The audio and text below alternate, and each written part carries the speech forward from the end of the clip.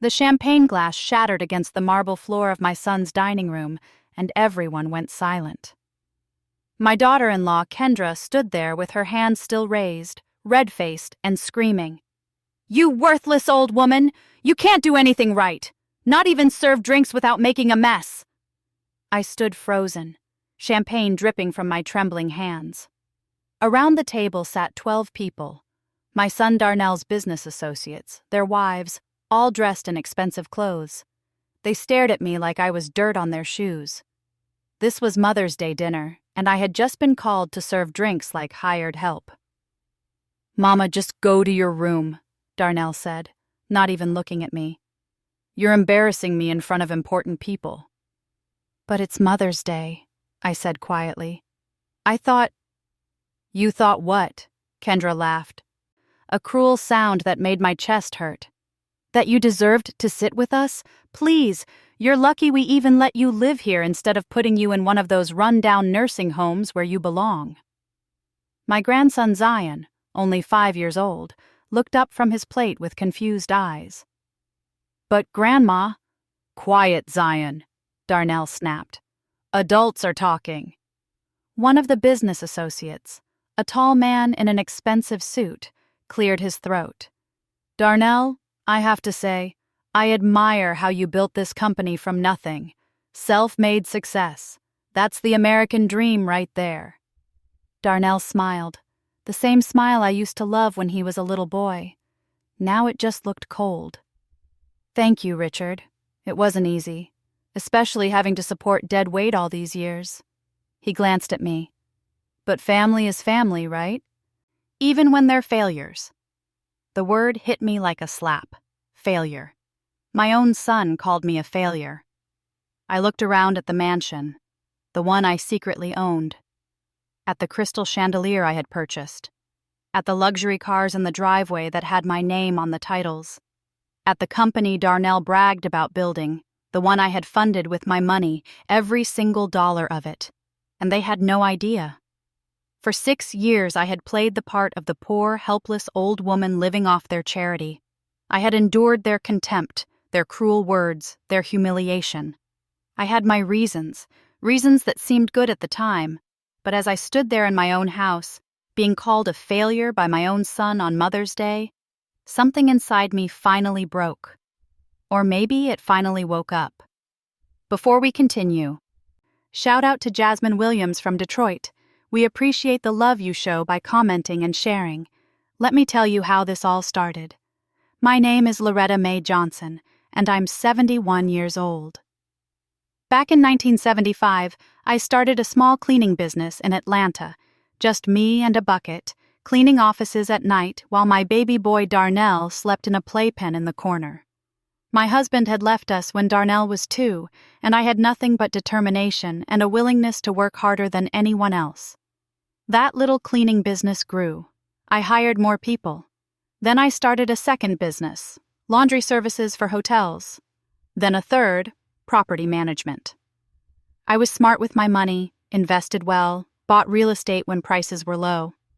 By the time I was 50, I was a millionaire several times over. By 60, I owned 12 properties, 3 businesses, and had more money than I could spend in 2 lifetimes. But I kept it quiet. I still lived in my small house, drove my old car, wore simple clothes. I didn't want attention. I didn't want people treating me different. And most importantly, I wanted to make sure Darnell grew up with values, not entitlement. I helped him through college, of course, paid every penny, but he thought it came from loans and scholarships. When he got married to Kendra, I gave them a generous wedding gift, but nothing that seemed unusual. I wanted them to build their own life, their own success. Then everything changed 5 years ago. Darnell came to me all excited about a business idea, a consulting firm for small businesses. He needed startup money, a lot of it. $200,000. He said he'd been denied by banks, and he looked so desperate, so defeated. I couldn't bear it. He was my only child, my baby boy. So I made a decision that I thought was wise at the time. I would give him the money, but I would protect myself too. I made him an offer through my lawyer. I would fund the entire business, but legally, I would own it. On paper, I was the majority shareholder. Darnell would run it, make all the decisions, take a salary, and earn bonuses. After 10 years of successful operation, I would sign everything over to him. He agreed immediately. He was grateful, hugged me tight, called me the best mama in the world. For the first 2 years, things were wonderful. The business grew fast. Darnell was good at what he did, I'll give him that. He made that company successful, and I was so proud. He'd call me every week, tell me about new clients, thank me for believing in him. Then he met Kendra's parents at a country club event, the Hendersons. Old money. The kind of black folks who'd been wealthy for generations and looked down on everyone else. Kendra's father owned a chain of luxury car dealerships. Her mother was on the board of 3 major charities. They lived in a world I had never wanted to be part of, all status and showing off and judging others. And they judged me hard. I remember the first time I met them at Darnell and Kendra's engagement party. Mrs. Henderson looked at my department store dress and Payless shoes with barely hidden disgust. Mr. Henderson asked what I did for a living, and when I said I was retired from the cleaning business, he actually laughed. "Cleaning?" he said. "Well, I suppose someone has to do it." I saw something change in Darnell's eyes that night. Shame. He was ashamed of me. After they got married, things got worse. Kendra wanted a bigger house, a better car, designer clothes. Darnell's business was doing well, but not well enough for the lifestyle she wanted. He came to me again. Could I invest more money? Buy them a house? Just temporarily until the business grew more. I made another decision I thought was smart. I bought them a mansion, a beautiful 6-bedroom house in an exclusive neighborhood, but I kept it in my name as an investment property. Same with the cars, a Mercedes for Kendra, a BMW for Darnell. Legally mine, used by them. I told myself it was smart business, protecting my assets, making sure they couldn't just waste my money. But the real reason was different, and I knew it deep down. I wanted them to need me. I wanted to be important to them. That was my mistake. "Why don't you move in with us, Mama?" Darnell suggested one Sunday after church. "You're getting older. That neighborhood you live in isn't as safe as it used to be. We have plenty of room." It seemed like a good idea. I sold my little house, the one nobody knew was completely paid off, and moved into the mansion with them. I gave them some money from the sale, told them it was all I had. That's when I started playing the part. The poor old widow with nothing, living off her son's charity. At first, they treated me okay. Not great, but okay. I helped watch little Amara when she was born. I cooked sometimes, cleaned a little, just trying to be useful, to earn my keep. But Kendra started making comments, little digs at first. "Loretta, these clothes you wear are so outdated. It's embarrassing when my friends come over." "Mama, could you eat in the kitchen? We have guests." "Don't tell anyone you live here. Just say you're visiting." Darnell never defended me. He'd just look uncomfortable and change the subject. When Zion was born 3 years ago, things got much worse. Kendra decided I was too old to watch the grandchildren properly. She hired a nanny, a young woman named Sarah who lived in the pool house and got paid more than I ever made in a year of cleaning. "We can't risk the children getting hurt because you forgot something or moved too slow," Kendra said. "You understand, right? You're just old." I bit my tongue, kept playing the part. Why didn't I tell them the truth? Why didn't I stand up for myself? Pride, maybe. Or some foolish hope that they'd love me for me, not my money. Or maybe I just wanted to see who they really were when they thought I had nothing. Well, I found out. I became their servant, setting the table, doing dishes, folding laundry, cleaning bathrooms, all the things they considered beneath them. And they treated me like I was invisible, except when I made a mistake. Then I heard about it. "This food is too salty. You folded my shirts wrong. Why are you so slow? Can't you do anything right?" The worst part? My grandchildren, Amara and Zion. I loved those babies more than life itself. But Kendra kept them away from me more and more. She told them I was just grandma, that I didn't matter as much as their important parents. I watched my own grandchildren start to look at me the way their parents did, like I was less than. It broke my heart every single day. 3 months ago, everything changed.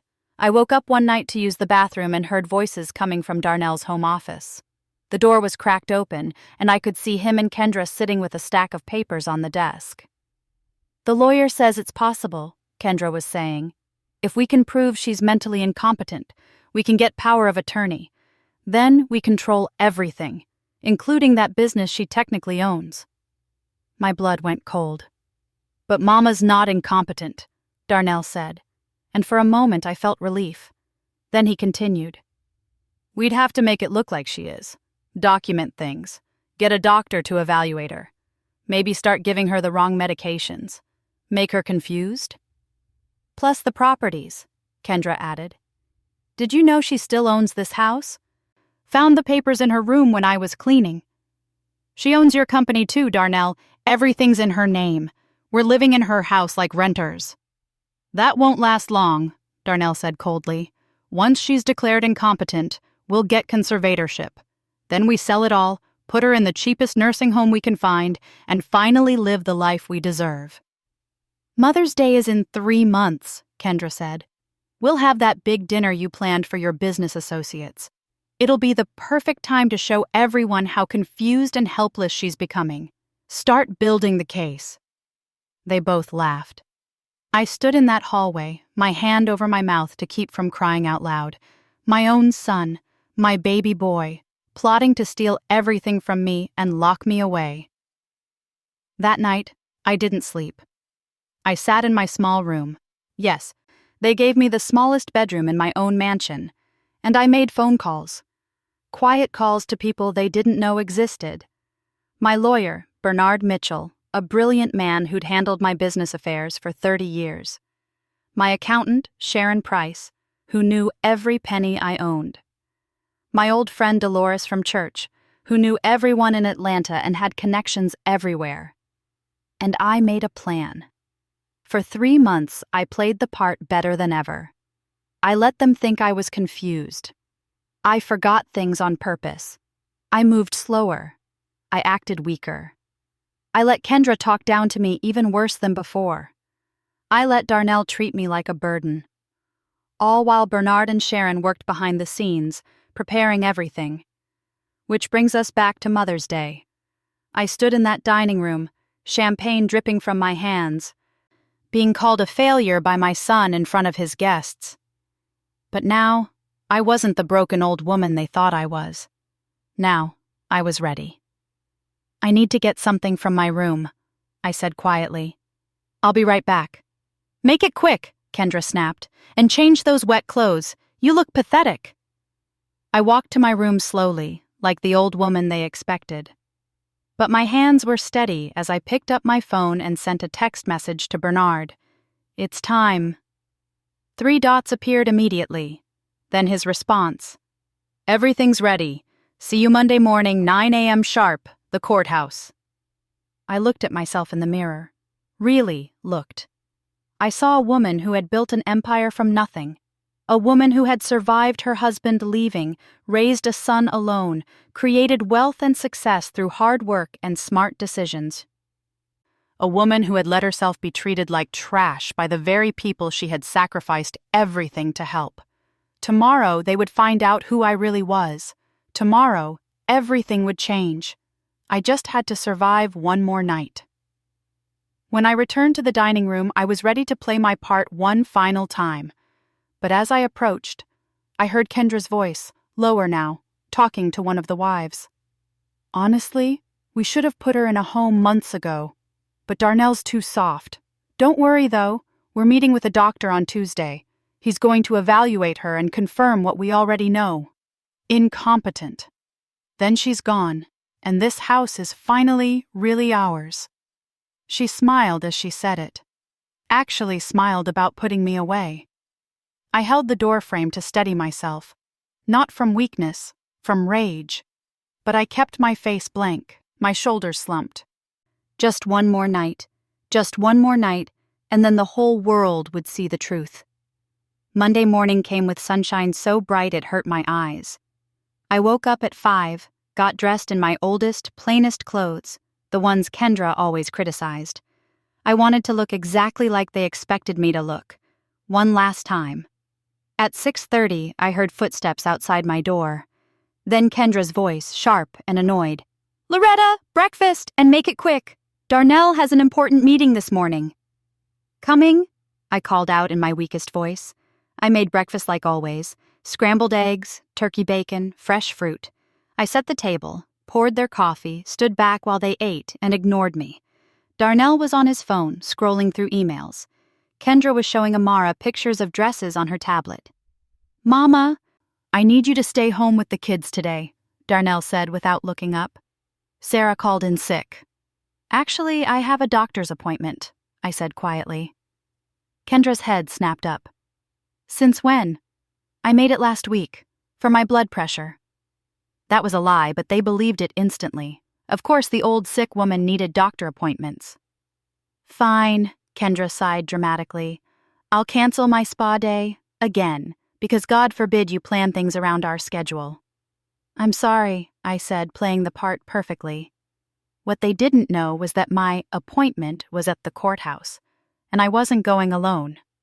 At 8:15, I walked out the front door like I was heading to the bus stop, but around the corner, a black Mercedes was waiting. Bernard Mitchell stepped out, dressed in a sharp gray suit, his silver hair perfectly groomed. "Good morning, Loretta," he said warmly. "Ready?" "More than ready," I said. Sharon was in the back seat, her laptop open, surrounded by folders and documents. "Everything's filed," she said. "The judge has reviewed the case. It's all set." "And Dolores?" I asked. Bernard smiled. "She's already at the courthouse with half the congregation." My church family, the people who had known me for 40 years, the ones who had watched me build my businesses, who had celebrated my successes, who had prayed with me through hard times. They knew the real Loretta Mae Johnson, and today, so would everyone else.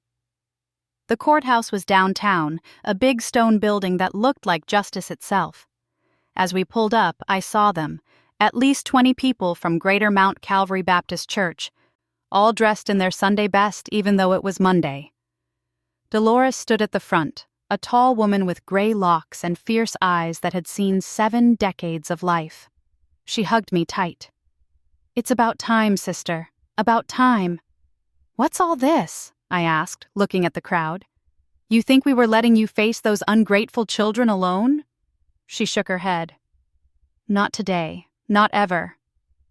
Pastor James was there too, along with Mother Beatrice, Sister Geneva, Brother Marcus, and so many others. My community, my real family. Bernard checked his watch. "They should be here any minute." "They don't know they're coming?" He smiled.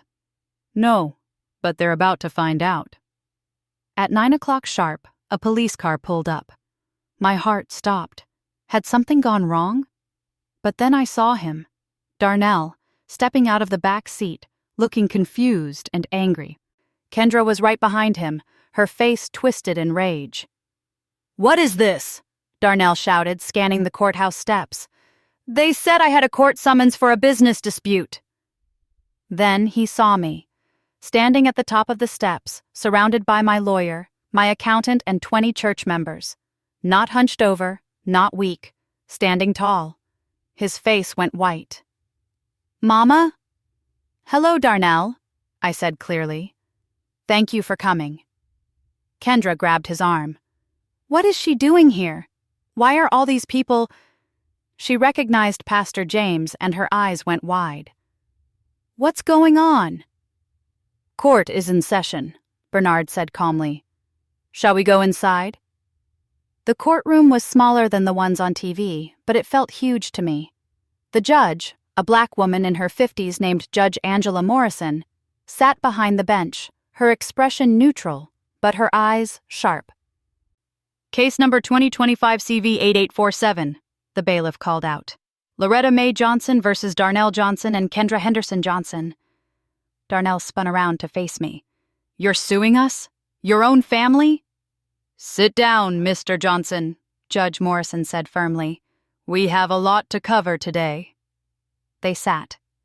Kendra's fancy purse clutched in her shaking hands. Darnell's jaw clenched so tight I could see the muscles jumping. Bernard stood. Your Honor, my client is here today to reclaim what is rightfully hers and to prevent a grievous injustice. For the past 3 months, Mr. and Mrs. Johnson have been planning to declare Mrs. Loretta Johnson mentally incompetent, seize her assets through fraudulent means, and commit her to a nursing home against her will. That's a lie, Kendra shouted. Mrs. Johnson, the judge said coldly, you will speak when spoken to, or you will be held in contempt. Bernard continued. We have evidence of these plans, recorded conversations. He held up a small device. Mrs. Johnson's bedroom happens to have excellent acoustics. My bedroom, the one I'd quietly installed recording equipment in after hearing their plot. All legal, Bernard had assured me. Recording in your own home when you suspect criminal activity. Your Honor, that's illegal! Darnell's court-appointed lawyer stood up. He looked young and overwhelmed. Actually, Counselor, it's not, Judge Morrison said. Homeowners in Georgia can record audio in their own property, and according to the property records I've reviewed, she looked at her papers. Mrs. Loretta Johnson is indeed the sole owner of the residence in question. Darnell's face went from white to red. What? Perhaps we should start from the beginning, Bernard said smoothly. He pulled out document after document. Property deeds, business ownership papers, bank statements, investment portfolios. The courtroom was silent, except for the rustle of paper. Mrs. Loretta Mae Johnson, Bernard said, his voice filling the room, is the sole owner of 12 commercial and residential properties in the Atlanta metropolitan area, with a combined value of approximately $18 million. She is the majority shareholder and legal owner of Johnson Consulting Group, the company her son claims to have built from nothing. She owns the vehicles registered to both defendants, and she has a personal net worth of approximately $43 million. The silence was deafening. Darnell made a choking sound. Kendra's mouth fell open. That's impossible, Darnell whispered. Mama, you worked in cleaning. You had nothing. I built that company. You built it with my money, I said, standing up. My voice didn't shake. Every penny came from me. I funded your dream, Darnell, because you're my son, and I loved you. Then why? He looked genuinely confused now, like a little boy who couldn't understand why he was in trouble. Why didn't you tell me? Because I wanted you to be humble, I said. I wanted you to work hard, to appreciate what you had, to be kind to people. I wanted you to be a good man. But I am. You plan to drug me. My voice rose, all the pain of the past 3 months pouring out. You were going to make me seem crazy, steal everything I worked for my whole life, and throw me away like garbage. We weren't, Kendra started. Play the recording, I said to Bernard. He pressed a button, and there, in that courtroom, everyone heard it. Kendra's voice, clear as day. The lawyer says it's possible. If we can prove she's mentally incompetent, we can get power of attorney. Then Darnell. We'd have to make it look like she is, document things, get a doctor to evaluate her. Maybe start giving her the wrong medications? Gasps filled the courtroom. Pastor James shook his head slowly. Dolores had tears in her eyes. Once she's declared incompetent, we'll get conservatorship. Then we sell it all, put her in the cheapest nursing home we can find, and finally live the life we deserve. Kendra was crying now, but they looked like angry tears, not sorry ones. You tricked us. You lied about being poor. I never lied, I said quietly. I just didn't tell you everything. But you called me a failure, a burden. You treated me like a servant in my own house. You kept my grandchildren away from me, and when that wasn't enough, you tried to destroy me completely. Judge Morrison leaned forward. I've heard enough. Mr. Johnson, Mrs. Johnson, Do you deny the authenticity of these recordings? Darnell looked at his lawyer helplessly. The young man shuffled papers, then shook his head. No, Your Honor. Then let's discuss what happens next, the judge said. Mrs. Loretta Johnson, what are you asking for? Bernard stood again. My client wants her property back. Full and immediate possession of the residence currently occupied by the defendants.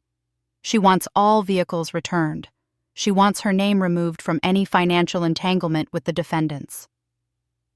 And she wants a restraining order to prevent any further harassment or contact, except as it pertains to supervised visitation with her minor grandchildren. You can't take our house, Kendra shrieked. Where will we live? The house you've been living in, I said coldly, is my house. It was always my house. You have 30 days to find somewhere else. And the company? Darnell asked, his voice breaking. Everything I built?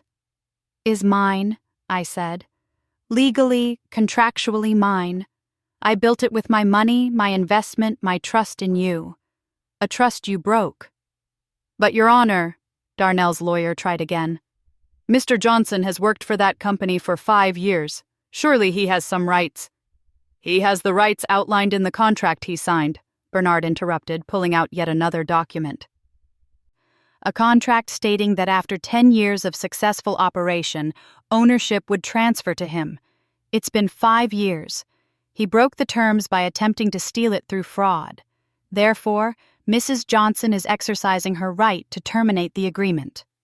Judge Morrison read through the contract, her expression unchanging. Finally, she looked up. The contract is clear and legal. Mrs. Johnson's claims are substantiated by overwhelming evidence. I'm granting her petition in full. She banged her gavel.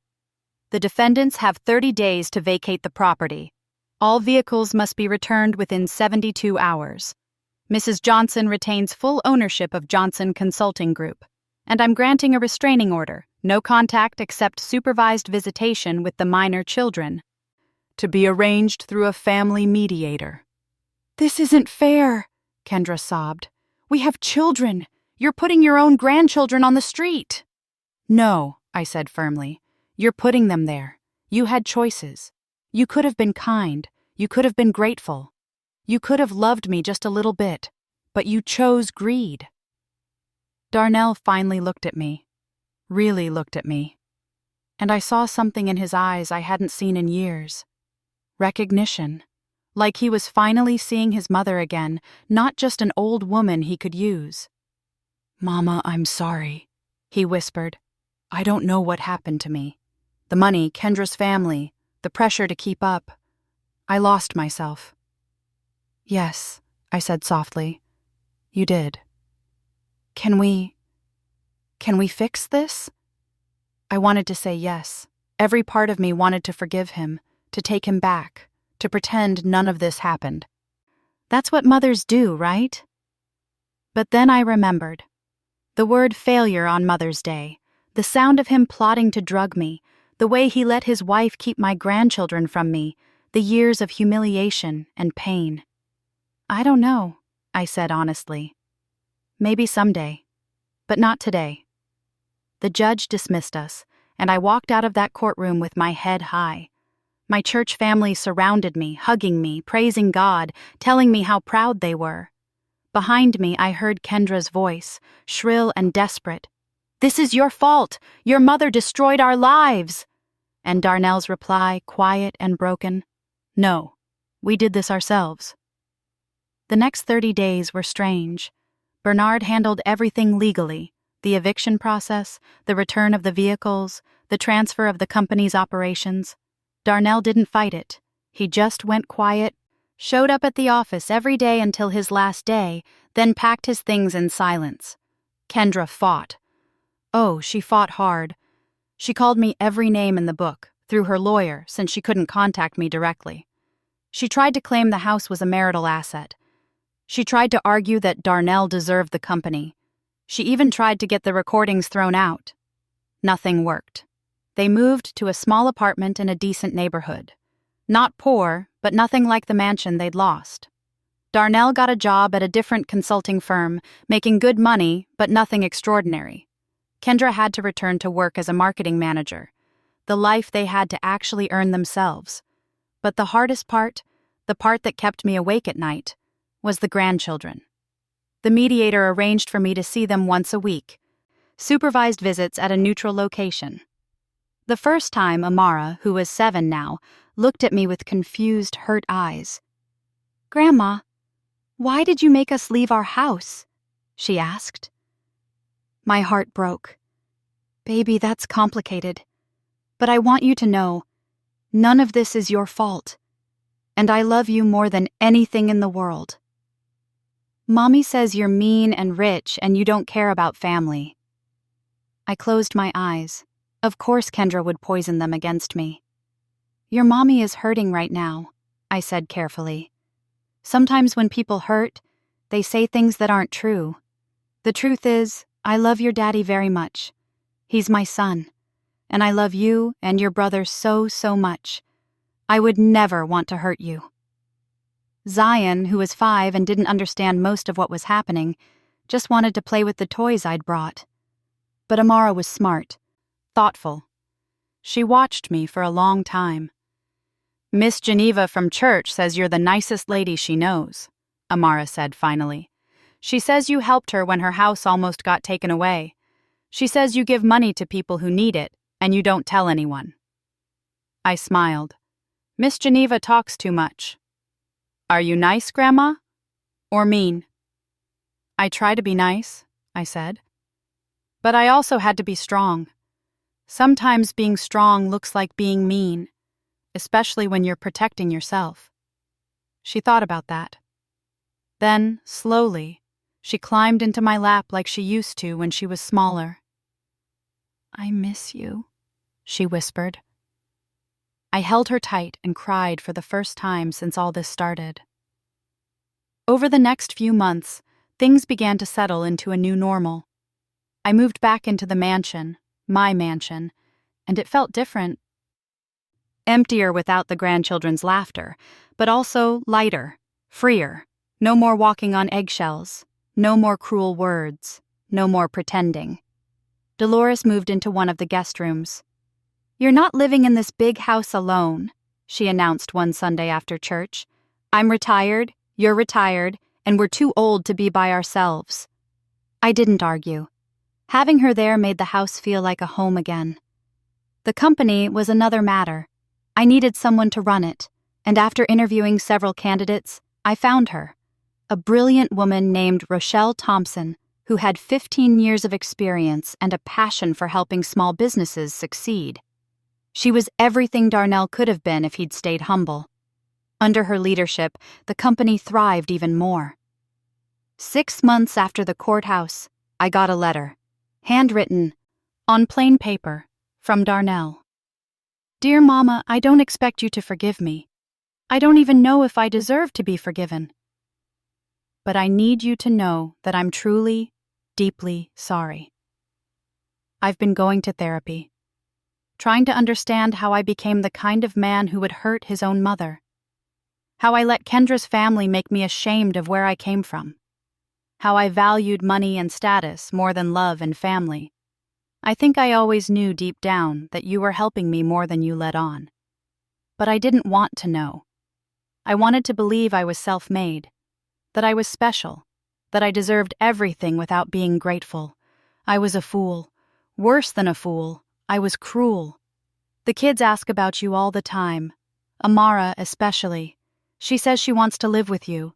Kendra and I are trying to do better for them, but I know we hurt them by hurting you. I'm not asking for the company back. I'm not asking for money. I'm not even asking for forgiveness right now. I'm just asking, when you're ready, if you're ever ready, can I try to be your son again? The real me, not the person I became. I love you, Mama.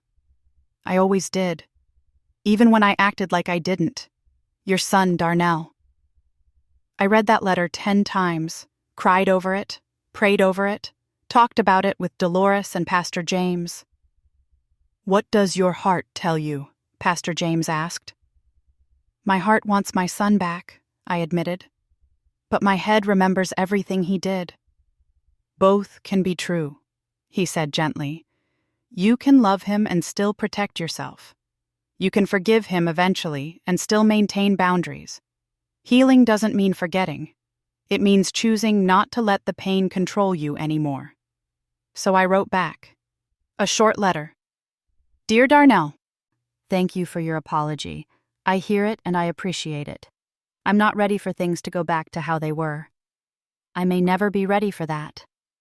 But I'm willing to try something new, something honest. Let's start with family dinners. Once a month.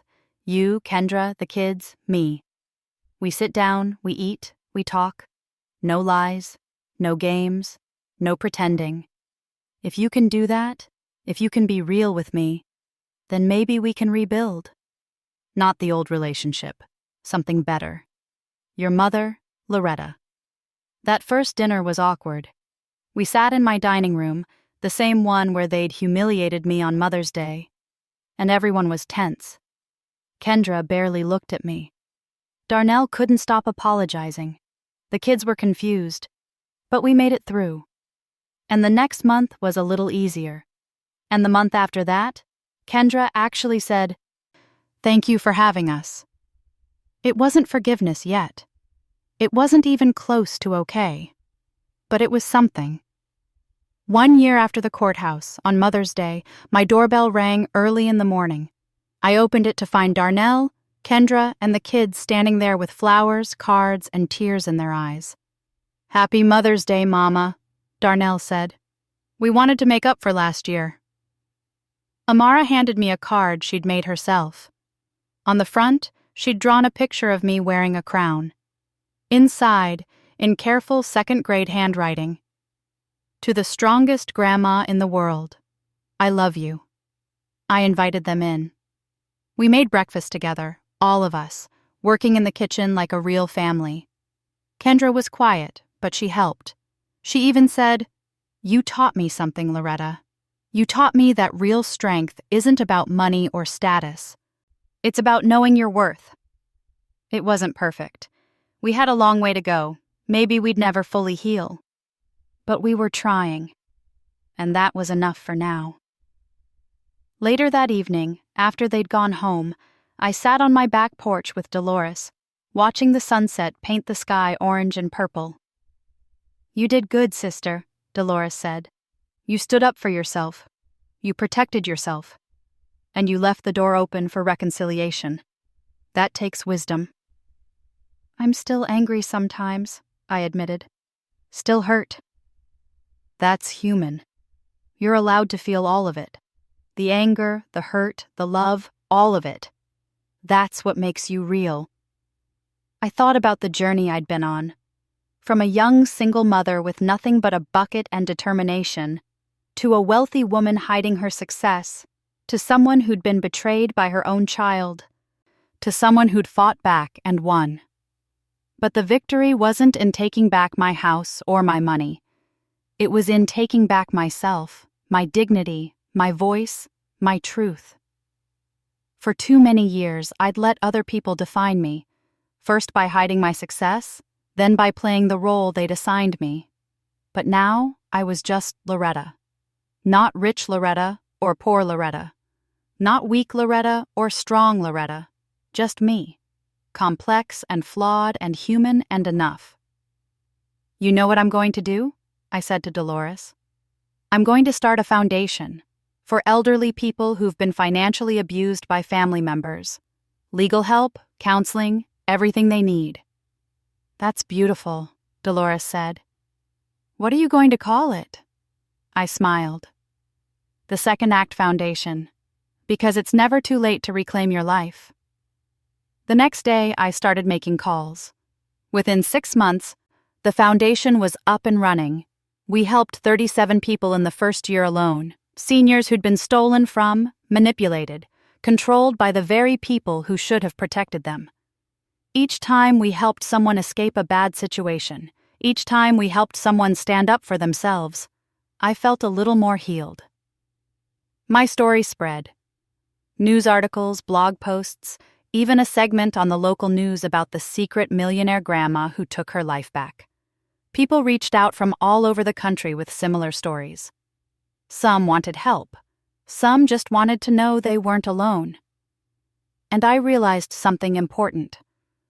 I wasn't just Loretta Johnson, betrayed mother. I was Loretta Johnson, survivor, advocate, fighter. On my 72nd birthday, Darnell asked if he could speak at the Foundation's annual fundraiser. I almost said no, but then I remembered Pastor James's words. Healing doesn't mean forgetting. It means choosing not to let the pain control you anymore. Darnell stood in front of 200 people and told the truth. All of it. How he'd treated me. What he'd planned to do. How he'd lost himself in greed and status. And how his mother had given him the greatest gift, not money but accountability. She could have destroyed me completely, he said, his voice shaking. She could have pressed criminal charges. She could have made sure I never worked again. Instead, she gave me consequences and a chance to learn from them.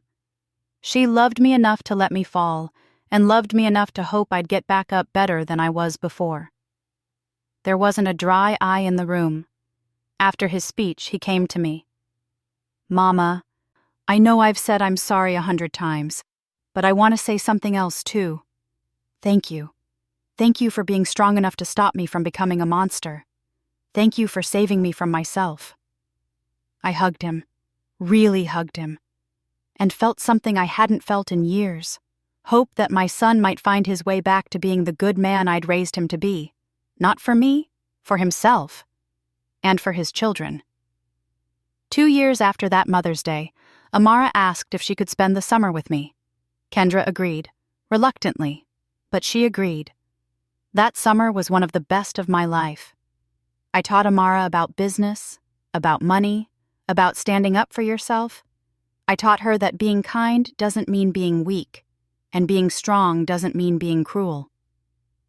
Grandma, she said one night as we sat on the porch, when I grow up, I want to be like you. Smart, you mean? I teased. No, strong, not rich strong, real strong, like knowing who you are strong.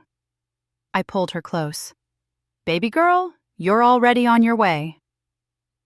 Now, as I write this, I'm 75 years old. Darnell and I have rebuilt something, not the relationship we had before, but something more honest. He runs a small consulting firm now, truly his own, built with his own money. He's humble, he's kind to people, he volunteers at the foundation. Kendra and I will never be close, but we're civil. She's even admitted once that losing everything was the best thing that could have happened to her. I was becoming someone I didn't recognize, she said. Someone like my parents. Someone who valued all the wrong things. My grandchildren visit often now. Amara is talking about business school. Zion wants to be a lawyer who helps people like his grandma does. And me? I'm living my life out loud now. No more hiding, no more pretending. I'm wealthy, and I own it. I'm strong, and I show it. I'm generous, and I share it. But more than any of that, I'm free. Free from the need to prove myself. Free from the fear of being rejected for who I am. Free from the weight of other people's expectations. I earned my freedom the hard way, through betrayal and pain and the courage to fight back. But I earned it, and no one can ever take it away from me again. If you're reading this, if you're in a situation where family is using you or hurting you or making you feel small, please know this. You are not alone. You are not crazy. You are not wrong to want better. And you are strong enough to stand up for yourself, even when it's terrifying, especially when it's terrifying, because you deserve to be treated with dignity and respect. You deserve to take up space in this world. You deserve to live your truth, whatever that truth is. Don't wait until you're 71 years old to reclaim your life. Start today. Start now. And know that somewhere in Atlanta, an old woman who once cleaned offices with her baby sleeping nearby, who built an empire, who lost herself, and who found herself again, is rooting for you. You've got this. I believe in you. Because if I can do it, anyone can. Thanks for listening. Don't forget to subscribe and feel free to share your story in the comments. Your voice matters.